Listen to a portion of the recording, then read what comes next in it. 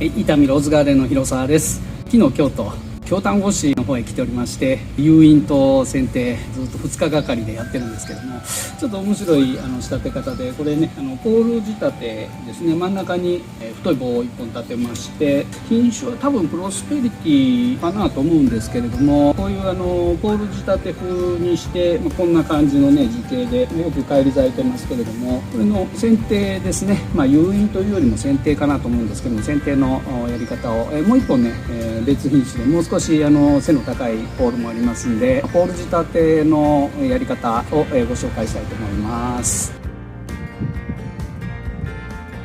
多分ね品種はプロスペリティじゃないかなと思うんですけれども、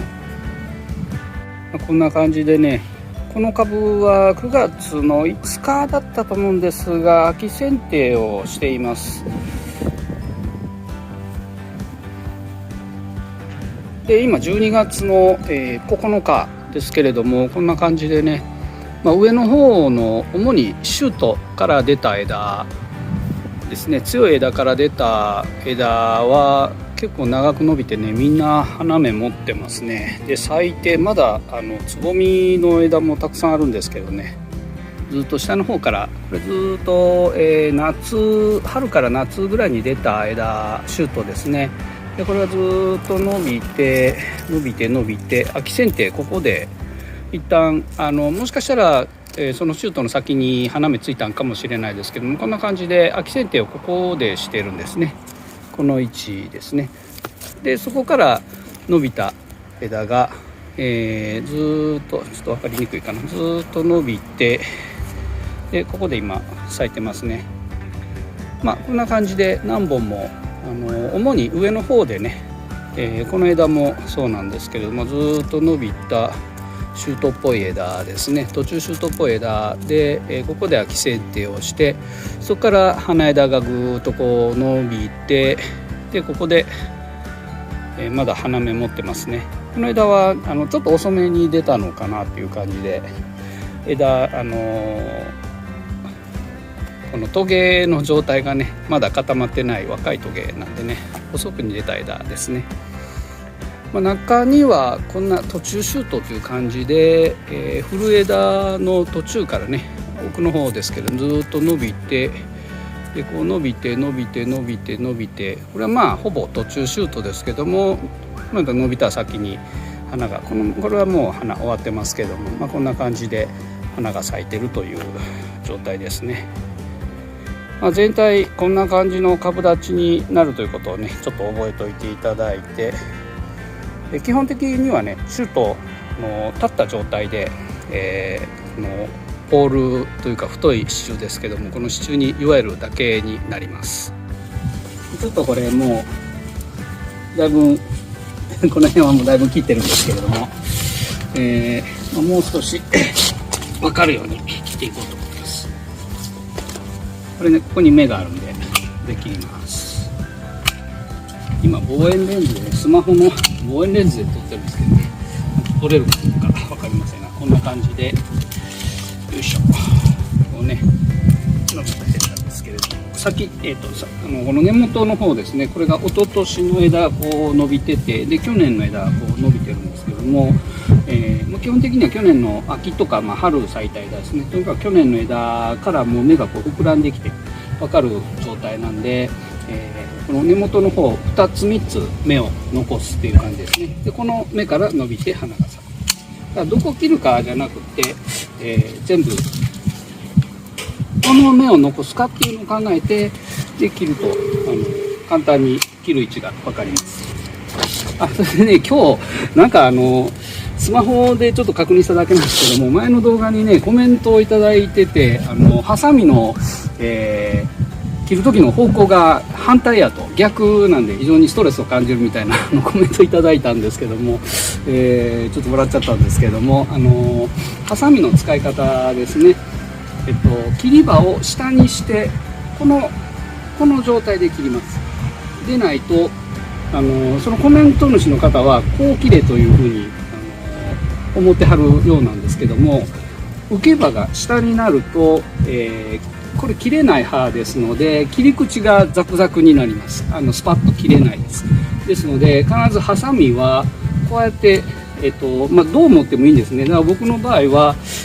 こう普段はこう持ってこう切るんですけども、こう持たざるを得ない時ありますよね。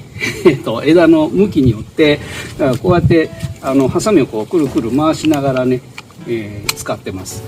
こういうふうに持つこともあれば、こういうふうに持つこともあるということで、でも切る時はこうは切りません。絶対にこの向きです。切り刃が下に向いた形で切ると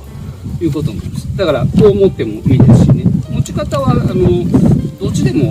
持ちやすいって言ったら持ちやすいんですけども、その方フェルコのハサミでコメントをいただいているようなんで、また帰ってからパソコンでコメント見て、返しておきたいと思いますけれども、そんな感じでね、ハサミ持つ時は例えばもうこの状態だったらここからこう持つやったらこう持ってます。で今、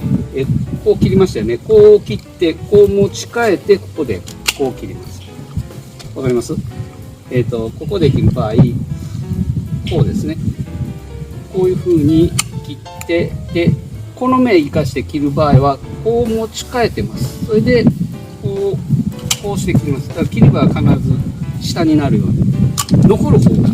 とにかく枝の残る方のに切り刃が来るようにハサミをこう持ち替えて切るんですね。だからいつもこの持ち方で切るとどうしてもね、今みたいにこういうふうに切らざるを得ない、ここを切るときに、こう持ってたらやりにくいですよね。腕がこうなるんでね。だからこういうふうに持ち替えて切ります。この方が、コンマ何秒かですけども切るときに早いんですよね。切り刃を下に向けるというのが、もちろんここ持ってこうやってひっくり返すこともありますし、とにかく、切り刃が下になるようにこういうふうに持って切っていきます。だからくるくるくるくるよく見ていただいたらハサミをくるくるくるくる回しながら切ってるのが、ご覧いただけるかなと思いますね。何でもかんでもこう切るんじゃないですね。こう切るとほとんどの、枝が浮けば下で切ってしまうことになりますね。そうするとそれでじゃあ枝が枯れ込むかって言ったら枯れ込まないですバラは丈夫なんでだからハサミ絶対そう持たないかっていう切り刃を下にしないといけないっていうわけでもないんですけども、受け刃が下であっても枝がそれで枯れ込んでくるっていうことはまずありえないのでその心配はいらないんですけどもね、できれば、切り口が綺麗になるように切り刃を下に向けて切る方がよりいいかなと思いますね。これはねもう無意識に、30年以上前から師匠に教えられまして、当時の師匠は創業者の寺西父さんという方ですけどね、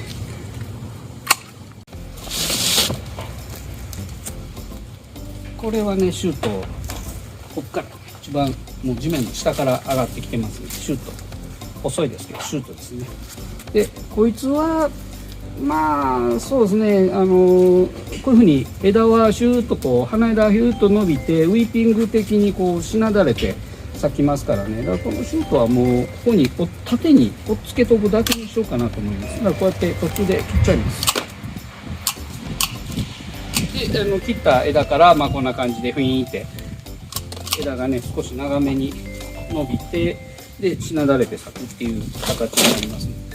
でこの切り口をね下から上までずっと分けてやると、全体的にこんな風に枝が出てくるっていう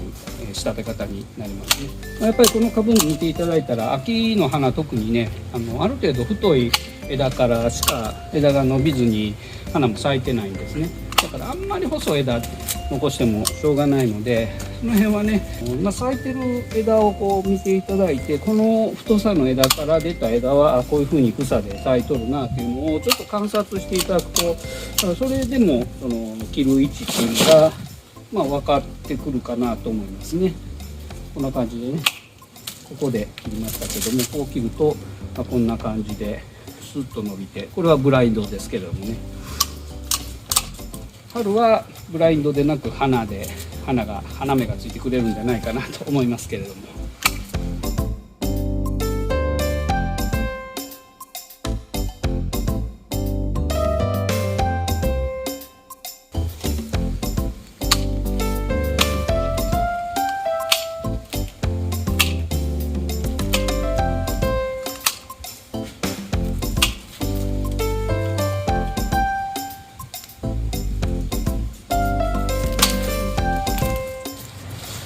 はい、それじゃあ大方切り終えたんで、下の方から祝えていきますね。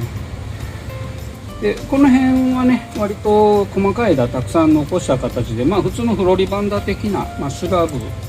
小型のシュラブっていう感じの、もう剪定にしてあります。これはこのまんまでいいかなと思います。ここからわーっとこうね、こんもりと咲いてくれると思います。で細い枝からは出てくる花枝も細くてちょっと短めで花数は少ないんですね。で太い枝から出てくる花枝はちょっと太めで長いのが出て、でたくさんの花が房で咲くっていう、性格なので、こういう細かい枝たくさん残したら枝がたくさん出て、で単価咲きやけどもこんもりと咲くという、下はそういう咲き方になります。でシュートはもう縦にね、これ、ちょっと伸ばしておきます。だから横に寝かすっていうよりも縦に追っつけるだけですね。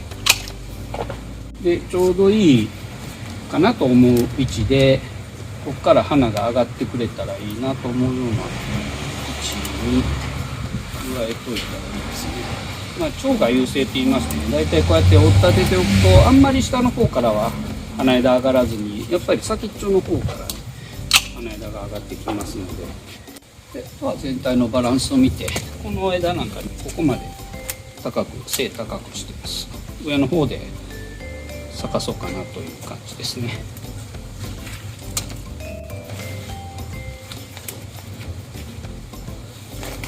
あとはこのしっかりした支柱に倒れないようにだけ祝えるだけなんで、比較的簡単ですよね。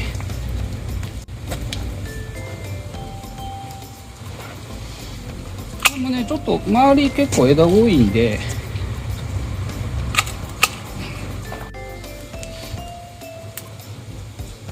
これもね、枝がち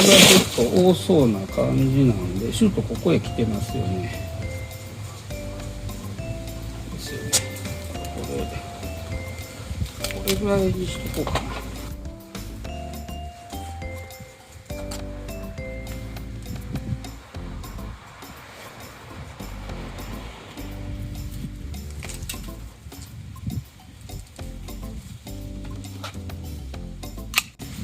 でここですね。そうするとここからピュッピュッと出てくれるでしょう。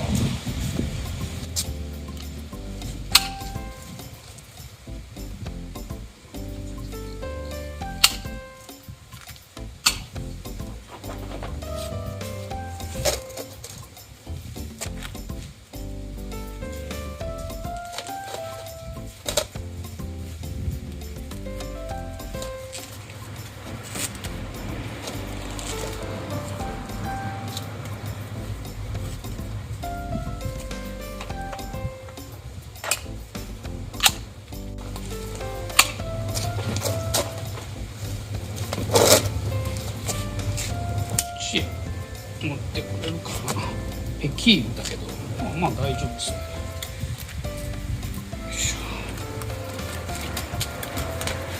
あんまりね、上にバーって開帳するのもどうかなと思うんで、傘仕立てでね、本当にウィーピングローズやったら支柱の上に傘をつけてね、傘の骨組みだけみたいなやつつけて、でそこに祝えて仕立てるんですけれども、この場合はポール仕立てなんで、ここまで開帳、できないとか傘がないので、逆に下から上まで咲かせる感じで、こうなんていうかな、縦長のウィーピングみたいな感じの仕立てでいいかなと思いますね。これはここから咲かせるか、もうちょっと上まで持っていくかで持っていってみましょうか。何本かあるんでね、こういう風にょっと枝数多く残しています。でうまいこといくかどうかは分かりませんけれどもね。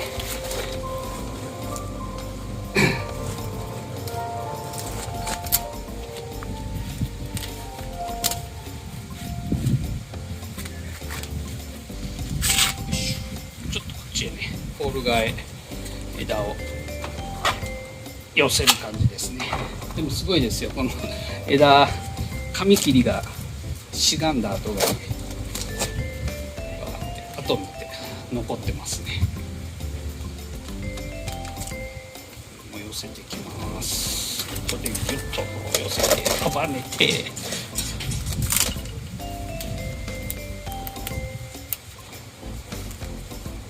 シュラブローズとかね、こういう中輪系の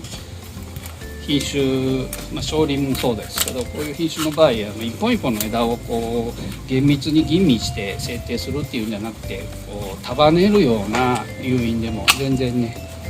大丈夫ですね。ただこう枝がねあまりにも多すぎると、古枝を残してるとやっぱり跡が難儀なんで絡み合ってしまってね、人の手入れすごい大変になりますから、その辺はちょっとね様子見て、できるだけ新しい枝ばっかりにした方がいいのにですね。だからやっぱりこう外してね、一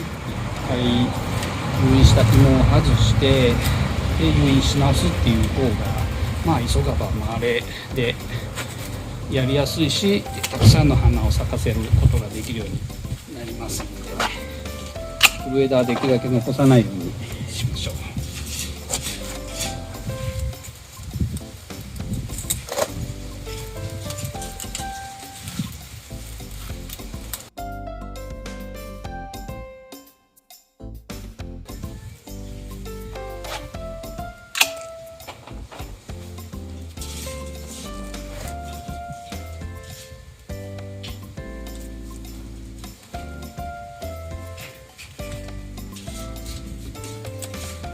よし。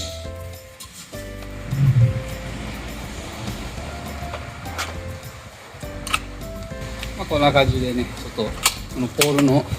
だいたい僕の背丈ぐらい、1メーター60ぐらいの高さのポールですね。割としっかりしてますけどね。これに、縦に加えて、ウィーピング的な仕立てにしてみました。はい、こんな感じで、1メーター60センチぐらいの、地上部に出てるのがね、1メーター60センチぐらいのポールに、シュラブローズに仕立ててみました。ウィーピング的に咲いてくれると思います。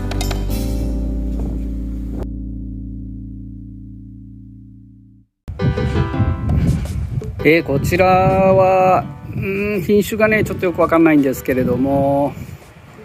2寸ぐらいの柱材ですかね、角材で3メーターぐらいの高さはありますね。めっちゃトゲ多いつるバラで、結構ね返り咲いてるので、黒点で葉っぱみんな落ちてしまってますけれども、ちょっとフルーツの香りもあるんで、ウエスタランドかなみたいな感じではありますが、分かんないです。秋剪定の時にね、古枝をほとんどもうみんな取って新しい枝ばっかりに枝整理はしてあります。じゃあこれを同じようにやっていきます。後ろにキューランブラーがあるんでちょっと見えにくいかもしれないですけれども、とりあえず枝を刻みながら、言われてある白縄をもう全部切って、やっぱり枝をフリーにするのが早いので、切っていきます。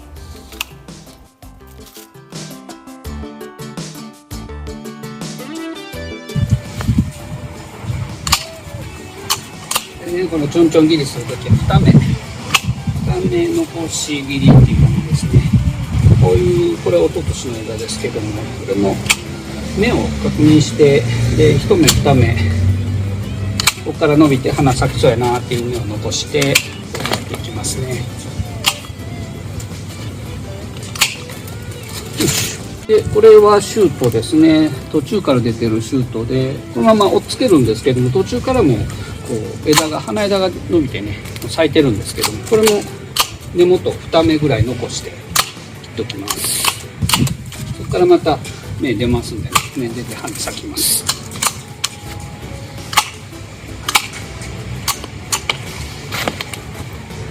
こうやってちょんちょんって切っていって追っつけるだけなんで簡単ですね。と枝数が多くて一番古い枝がねあんまり芽がなくてちょっとひねとんなっていう感じなので、これをね分かりにくいかな。この枝はね回してあるのでやりにくいんですけど、この枝一番古い枝を取ります。全体からしたらねシュートが3本出てるんで枝数がそんなに減ることはないので、一番古いこんな感じのね枝でこれも取りますね。この古い枝、さっきちょうちょ切りしかかったんですけどね、ちょっと枝もかなり古いなという感じの枝なんで途中まで切り戻しておきます。でここからこれねシュートが出てるのでシュートできます。でこれは、この枝は去年の枝で、その一番上ここからねちょっと途中シュートが出てるので、この辺は2目残しで切っておきます。これはねシュートまでいかない花枝でちょっと伸びてはいるんですけども、全体でこのシュートがねだいたいこの辺で切るかなと思いますので、やっぱりここが全般的に言うとここが少し枝数が少ないかなっていう感じになりますのでね、要は切った位置がね少ないかなと思うんで、この枝はそうですねあんまり高くせずにここで切っておきましょう。とにかく下から上までねバランスよく切り口が分散されるように考えて切っていきましょう。そうすると割と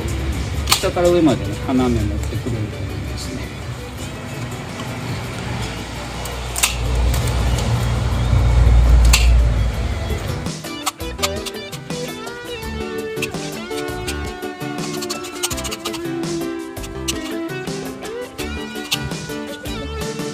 こんな感じで枝の処理が終わりました。足元にねちょっと木立のちっちゃい株が1本あってますけれども、左側の方から枝が伸び出している株ですね。ずっともう新しい枝だけ、もしくはちょんちょん切りした枝っていう感じで、こんな感じで枝の整理が終わりました。じゃあ芋で湯がいていきます。下からやっていった方がやりやすいですよ。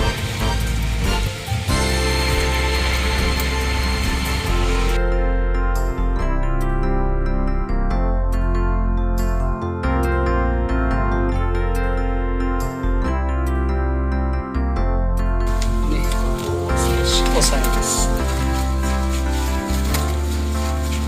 ボール側にちょっと寄せて、本結びでねこうやって引っ掛けて引っ張ってギュッとこうすればこれで止まるんで、やっぱり結ぶのは本結びが一番やりやすい。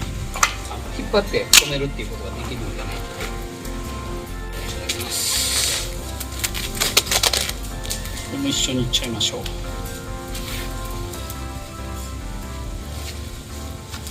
一旦グッと締めて、このアロワンスを利用してでね枝を配置します。よいしょ。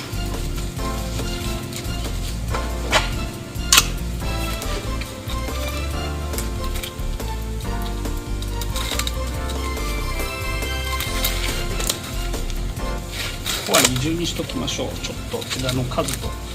太さが結構あるのとで、よいしょ。できるだけね固まらないようにしたいので、枝が固まると花枝も固まりますから、ばらけるようにねちょっとバランスよく持っていきましょう。でねこれできるだけこう交差したくないんですよね。枝同士をね交差するとどうしてもその交差点に枝が固まりますので、でもしょうがないですよね。交差せざるを得ない場合もあります。ここ交差してますけど。大元の枝がねちょっと螺旋状にずっと巻いてあるっていうのもありまして、そこは交差せざるを得ないんですけど、できるだけ交差しないようにした方が均等に枝が出てきますね。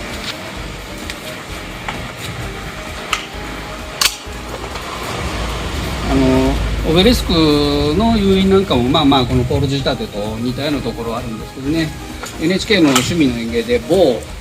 有名な先生がおっしゃってましたけど、編み込むようにいきましょうって言ってましたけど、ほなほなっていう感じです。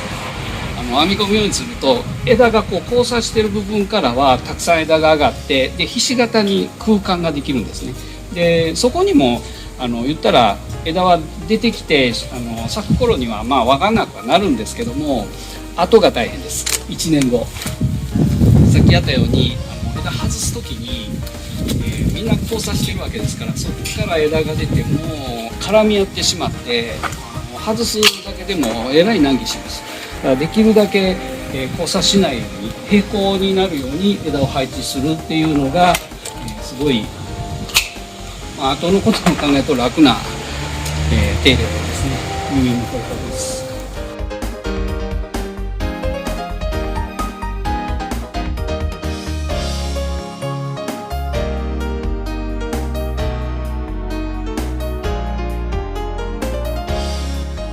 はい、こんな感じで完了しました。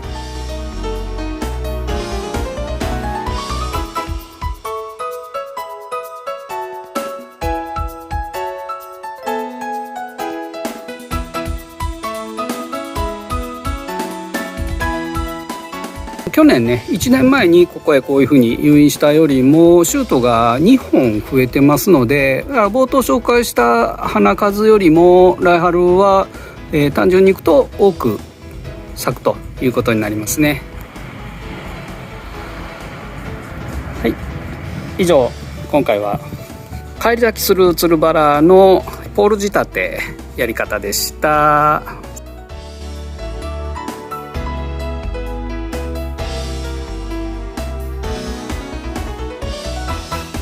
残念ながら撮影が6月の1日になってしまいまして、花が終わってます。咲いたところ想像してみてください。それではまた。